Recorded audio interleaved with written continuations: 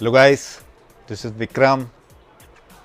और बहुत अच्छा लग रहा है कि हमारे 500K यानी कि 5 लाख सब्सक्राइबर हमने पूरे कर दिए इस चैनल पे।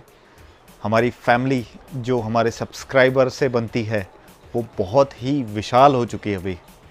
बहुत अच्छा अचीवमेंट है, लेकिन मैं इस अचीवमेंट को इस बार सेलिब्रेट करना नहीं चाहता हूँ, क्योंकि हम लोग एक बहुत बड़े पेंडेमिक से गुज़र रहे हैं। इस टाइम नहीं, आगे इसको सेलिब्रेट करेंगे, लेकिन मेरा कर्तव्य बनता है कि इस टाइम पे कुछ बहुत ही अच्छा वीडियो मैं आप लोगों के लिए लाऊं। तो कई दिन से काम करते करते मैं इस टॉपिक पे पहुंचा था, और इसको सोचते सोचते, इस पे वर्कआउट करते करते मैंने बहुत सारे प्लान्स इस टॉपिक से रिलेटेड बना लिए थे। तो आज के वीडियो का टॉपिक मैं ऐसा लाया हूं जो शायद आप लोगों को भी हेल्प करेगा और हमें इस इंडस्ट्री को आगे ले जाने में हेल्प करेगा। ये है कि इस सोशल डिस्टेंसिंग का पालन करते हुए हम लोग आगे चल के जो शादी ब्याह या जो फेस्टिवल मनाएंगे उसमें हम लोग अपने बिजनेस को कैसे इम्प्रूव कर सकते हैं या कैसे चला सकते हैं। देखिए, इस प्लान को रेडी करने में मुझे 3-4 दिन लग गए कि मैं आप तक क्या क्या पॉइंट्स रखूं। हो सकता है कि कुछ पॉइंट्स मेरे रॉन्ग भी हो या कुछ में मॉडिफिकेशन ज़रूरत हो, लेकिन अपना पॉइंट ऑफ व्यू मैं रखना चाहता था ताकि इसमें भले मॉडिफिकेशन हो लेकिन कुछ ना कुछ हम लोग स्टार्ट कर सकें। तो चलिए इस डिस्कशन को स्टार्ट करते हैं, जिसमें मैं आपको अपने पॉइंट्स बताता हूं और आप रिप्लाई कीजिएगा मुझे कमेंट्स में कि इनमें से कोई पॉइंट आपको गलत लगता है या चेंज करने जैसा लगता है या मॉडिफाई करने जैसा लगता है, तो आप मुझे इस वीडियो के कमेंट बॉक्स में जाके बता सकते हैं। स्टार्ट करते हैं।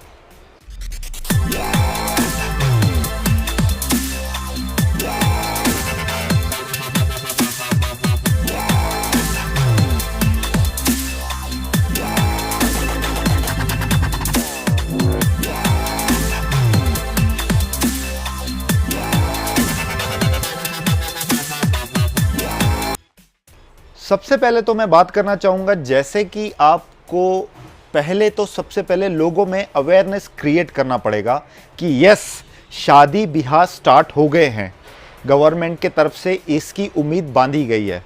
फिलहाल तो हमको कम लोगों को लाया जा रहा है शादी में, 20 से 50 लोगों की अनुमति वर्ल्ड मतलब इंडिया में दी जा रही है, लेकिन आगे चल के ये बढ़ सकती है जब भी हमारा ग्राफ कम होता जाएगा कोविड-19 का। जैसे ही हमारा ग्राफ कम हो जाएगा, लोगों को बीमार होने की क्वांटिटी कम होगी, उस टाइम पे हमें ज़्यादा लोगों को जमा होने की अनुमति मिल सकती है। उस टाइम पे हमको कैसे काम करना चाहिए? तो सबसे पहले लोगों में अवेयरनेस क्रिएट कीजिए कि शादी ब्याह स्टार्ट हो गए हैं, ताकि लोगों का डर कम हो या ख़त्म हो और वो इस टाइप के प्रोग्राम्स को आगे कंटिन्यू करें। उसके आगे आपको सबसे पहले एंट्री से हम लोग स्टार्ट करते हैं कि अगर कोई प्रोग्राम आप ले रहे हैं तो उसकी एंट्री कैसे हो। सबसे पहले तो मैं आपको एक डेमो दिखा रहा हूँ। ये एक सैनिटाइजिंग टनल का है। यहाँ पे कंटिन्यूअस गाड़ी हो गई, बाइक्स हो गई, जो भी है, या पैदल यात्री हो गई, वो इस टनल से गुजरते हैं। इन्हें 15 से 20 सेकंड इसमें रहना होता है और इससे निकलने के बाद ये पूरी तरीके से सैनिटाइज हो चुके होते हैं।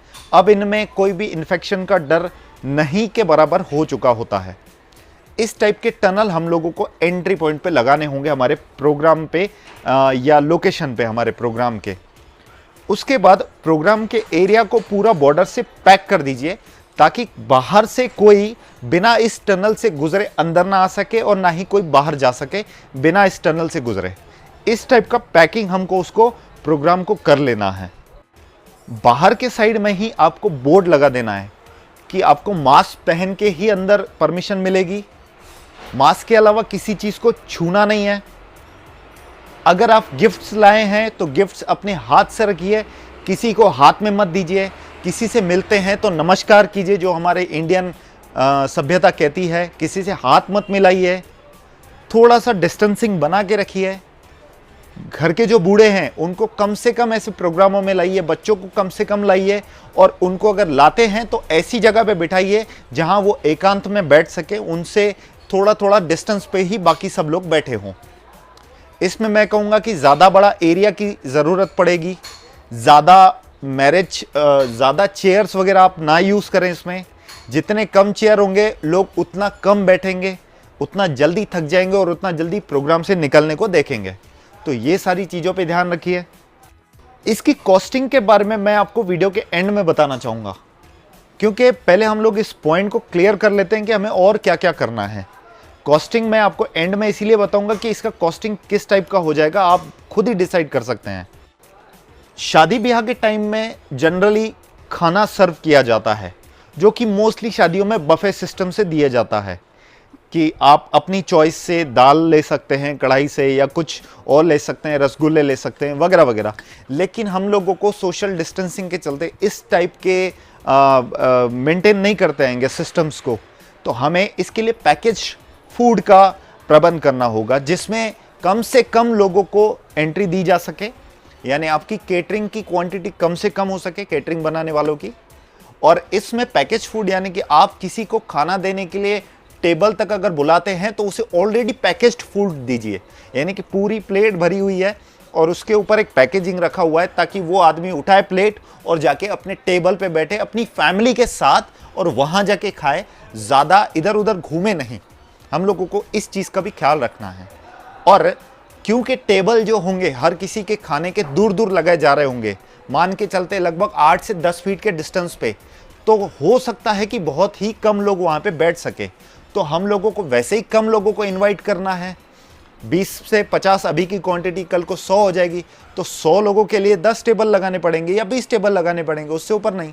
तो हम लोगों को इस चीज़ का भी ख्याल रखना चाहिए।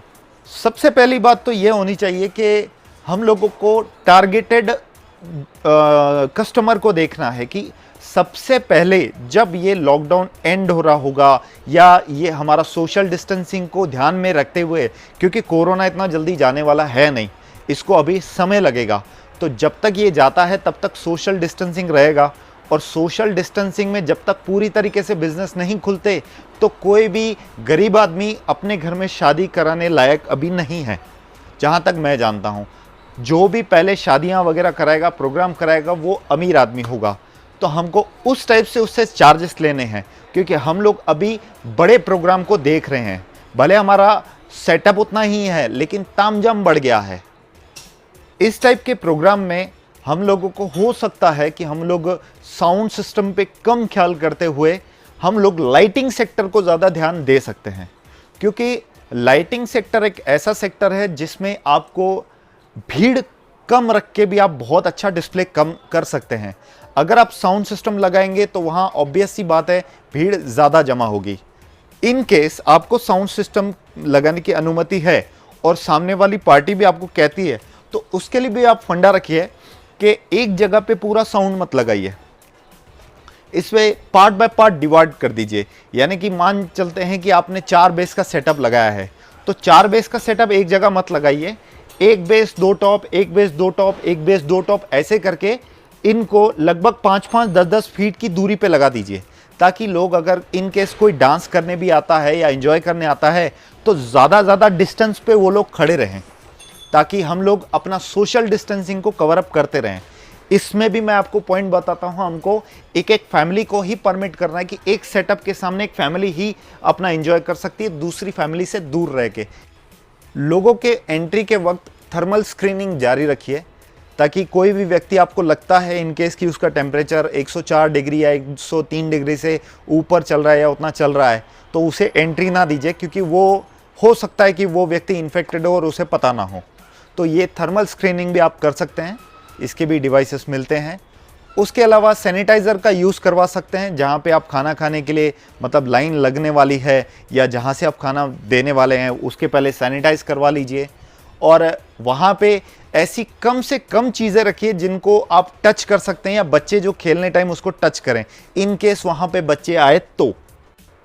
जो भी आप शादी ब्याह अरेंज कर रहे हैं, जो भी आप प्रोग्राम ले रहे हैं, तो सबसे पहले उस पार्टी को एक परमिशन लेने के लिए बोलिए कि नियरेस्ट पुलिस स्टेशन से वो एक परमिशन ले लें कि आप यहाँ शादी करने वाले हैं और इतने लोग आएंगे, ताकि आपको एक ग्रांट मिल जाए या परमिशन मिल जाए इस प्रोग्राम को करने के लिए।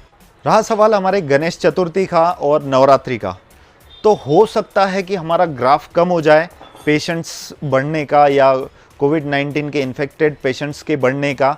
उस टाइम पे हो सकता है कि गवर्नमेंट हमें 12 इंच के स्पीकर या 50 dB 60 dB तक का परमिशन हमें दे दे। तो हम लोगों को उस हिसाब से भी प्रिपेयर रहना चाहिए। फिलहाल मैं ये नहीं कहता हूँ कि आप साउंड सिस्टम इस वाले शादी ब्याह में लगा लीजिए, लेकिन ये एक तरीका हो सकता है जहाँ पे हम लोग इसको इम्प्रूव करके क्वालिटी बढ़ा सकते हैं। सबसे इम्पोर्टेंट बात, आप इसके लिए चार्ज क्या लेंगे?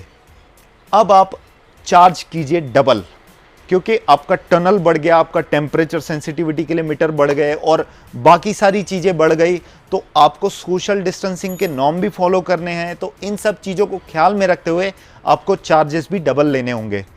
इसमें हमको डेस्टिनेशन वेडिंग का एक कॉन्सेप्ट समझना पड़ेगा। डेस्टिनेशन वेडिंग के लिए मैं आपको मनाली जाने के लिए नहीं बोल रहा हूँ। ये एक ऐसा कॉन्सेप्ट है कि आप जैसे अगर शादी ब्याह करवाना चाहते हैं तो आप अपने शहर में न कराते हुए, न गांव में कराते हुए, आप सारे शहर या गांव से बाहर चले जाइए, ओपन स्पेस ले लीजिए रेंट पे और वहां जाके इस टाइप का प्रोग्राम कीजिए, ताकि आपको कम से कम लोग वहां पहुंचे, आपके फैमिली मेंबर्स हो या आपके गेस्ट हो, कम से कम लोग वहां आए और वहां आप अच्छे से प्रोग्राम कर सकें। कम से कम आपका अगर टेंट हाउस वाले हैं तो मेरे हिसाब से टेंट वाले लड़के वहां खड़े ना हो, 2 एज अ सिक्योरिटी वहां खड़े रहें, बाकी और कोई ना हो। अगर आपके केटरिंग वाले हैं तो केटरिंग वाले जितने डिस्ट्रीब्यूशन के काम आ रहे हैं वो सिर्फ वहां काम कर रहे हो, बाकी सारे किसी अलग एरिया में काम कर रहे हो, थोड़ी दूरी पे काम कर रहे हो, जैसे कि वो लोग इनसे कांटेक्ट में ना आए।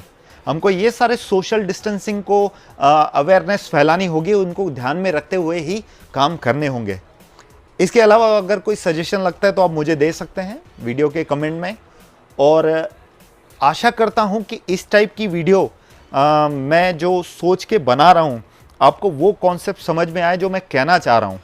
क्योंकि हो सकता है कि मैं आपको अपने मन की पूरी बात नहीं बता पाया हूं, क्योंकि हो सकता है किन्हीं लोगों को ये पॉइंट पे कुछ अलग थॉट्स भी आ सकते हैं, लेकिन इंटेंशन वही था कि हमारे प्रोग्राम्स जितना जल्दी चालू होंगे हम लोग बिजनेस पे वापस आएंगे, हम लोग कवर अप कर सकेंगे। तो इनको कवर अप करने के लिए हमारे पास यही फॉर्मूला रह जाता है। बाकी देखते हैं क्या होता है आगे, कुछ नए नियम आएंगे तो मैं यहाँ पे भी और फेसबुक पे भी काफ़ी ज़्यादा एक्टिव रहने लगा हूँ। आप मुझे फेसबुक पे भी फॉलो कर सकते हैं, डिस्क्रिप्शन में मैं लिंक दे देता हूँ अपने फेसबुक का, वहाँ जाके आप मुझे फॉलो कर सकते हैं। और बाकी फ़िलहाल के लिए तो आज की वीडियो में इतना ही।